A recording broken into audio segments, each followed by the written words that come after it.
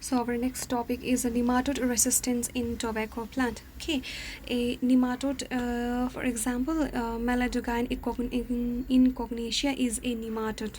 Okay, and this in यो nematode चाहिँ के गर्छ भन्दाखेरि चाहिँ this will infect the root of the tobacco plant.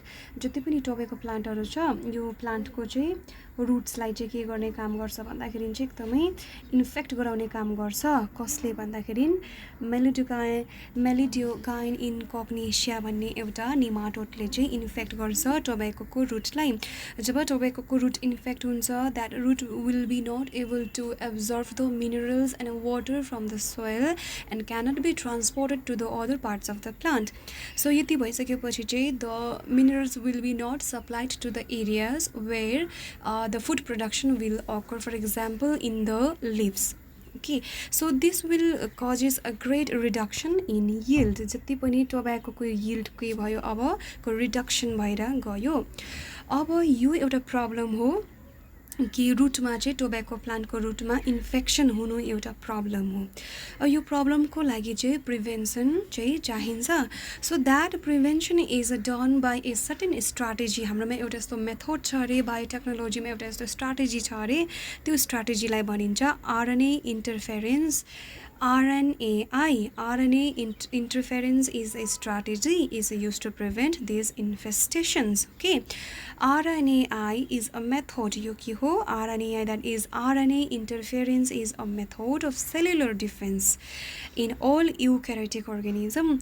All the multicellular organism, all the complex organism, जति पनि eukaryotic organism मा चाहिँ this RNA interference will occurs in a cellular level. That means cell मा गएर यसले काम गर्छ.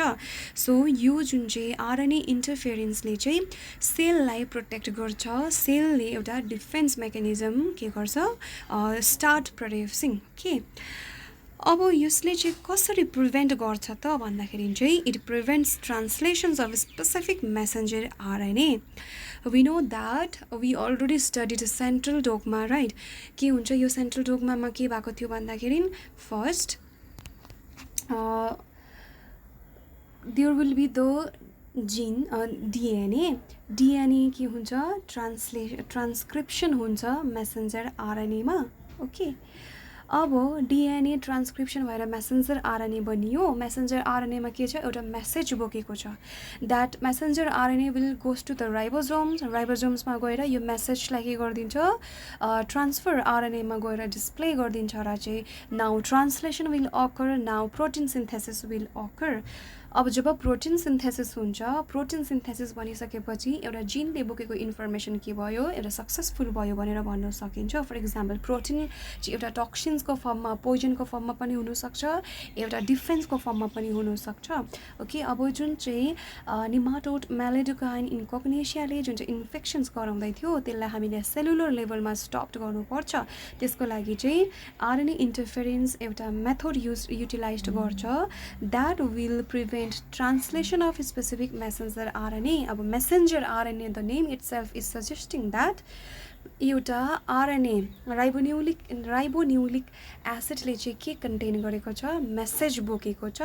Okay, यसलाई चाहिँ स्लाइसिङ हुनु दिँदैन, यसलाई चाहिँ एक्जोनमा कन्भर्ट हुनु दिँदैन, कोडिङ सिक्वेन्स बनिनु दिँदैन. Okay, due to the complementary of double standard RNA molecules. Okay, so if we compare DNA with RNA, DNA is always double helical, double stranded हुन्छ भने RNA is always single stranded.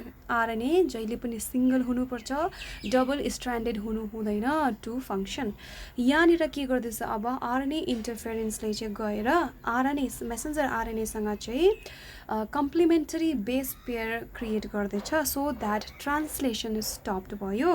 Okay, the source of this complementary RNA is from an infection by RNA virus or mobile genetic element transposons that replicate via an RNA intermediate. अब source चाहिँ कसरी हुन्छ जुन चाहिँ RNA complementary RNA चाहिँ हामीले कहाँबाट ल्याउँछौँ भन्दाखेरि चाहिँ we have to infect with the infections by RNA virus or mobile genetic element that is transposons ले चाहिँ हामीले इन्फेक्ट गर्नु पर्यो. ओके द्याट रेप्लिकेट भाया इन आरएनए इन्टरमिडिएटबाट रेप्लिकेट हुन्छ ओके सो के रहेछ the source for this complementary RNA को सोर्स चाहिँ के हो this is the infections by viruses having RNA genome you can see that this is the RNA genome कुनै पनि भाइरसको एउटा आरएनए जिनोम अथवा मोबाइल जेनेटिक एलिमेन्ट जसलाई के गर्नु पर्यो सेलभित्र चाहिँ इन्ट्रोड्युस्ड गर्नु पर्यो अनि यो चाहिँ कसरी रेप्लिकेट हुन्छ भने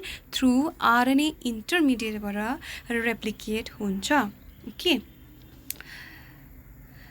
and after that अब जुन चाहिँ यो this ट्रान्सपोसोम छ जेनेटिक एलिमेन्ट छ आरएनए भाइरसको जुन चाहिँ आरएनएलाई चाहिँ एउटा सेलमा चाहिँ हामीले होस्ट प्लान्टमा कसरी इन्ट्रोड्युस गर्ने होस्ट प्लान्ट भनिसकेपछि चाहिँ tobacco plant is the host plant so we have to introduce this specific nematode specific gene into the host plant using vector called agrobacterium vector okay यो agrobacterium चाहिँ vector हो this is a nematode specific gene were introduced into the host plant okay र यो introduced गर्दाखेरि चाहिँ it produces both sense and antisense RNA in the host यो host को body भित्र पसिसकेपछि चाहिँ यसले के प्रोड्युस गर्छ अरे भने both sense and antisense RNA in the host cell okay these two RNAs being complementary to each other so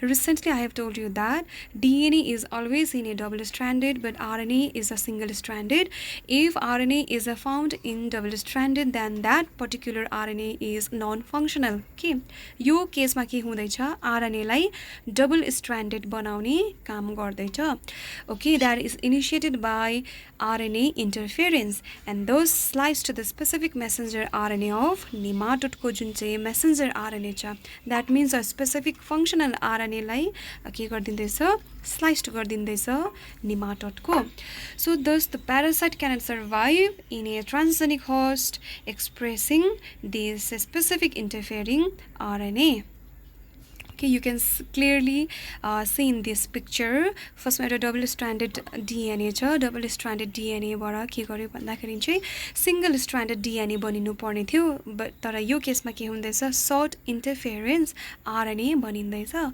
that will come and will form a two types of this strand called sense and antisense okay now when this RNA will complementary base pair with the interfering RNA then this will form a sense strand and that strand will be degraded and will not survive inside the host body okay र अर्को केसमा चाहिँ जुन चाहिँ एन्टिसेन्स छ so एन्टिसेन्स means त्यो के हुँदैन that will not form a base pair with the interfering RNA so just उसको messenger RNA के भएर जान्छ अब will sliced and will form a certain protein so यो केसेस यो एउटा प्रोसेस हो यो प्रोसेसमा के हुँदैछ भन्दाखेरि चाहिँ निमाटोडबाट चाहिँ दिस टोबेको प्लान्टलाई प्रोटेक्ट गर्दैछ and this is all because of the biotechnology